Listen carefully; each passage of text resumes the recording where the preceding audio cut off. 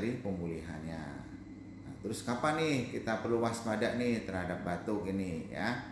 Nah, kalau batuknya semakin sering, makin berat ya, disertai gejala yang lain, misalkan apa? Berat badan yang malah turun lagi, malah dahaknya berdarah bertambah, demam muncul lagi ya.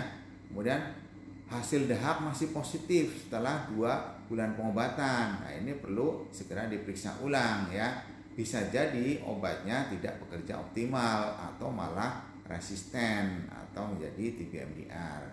Dokter pasti akan melakukan evaluasi ini ya secara ulang, termasuk pemeriksaan dahak TCM atau ronsen ulang.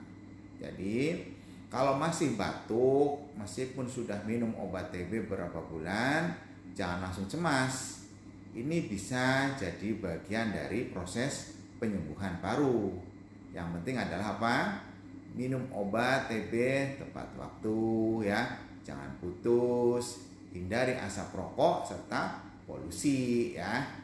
Gitu, terima kasih. Saya Dr. Masdi, jangan lupa follow, like, komen kalau ada pertanyaan dan share.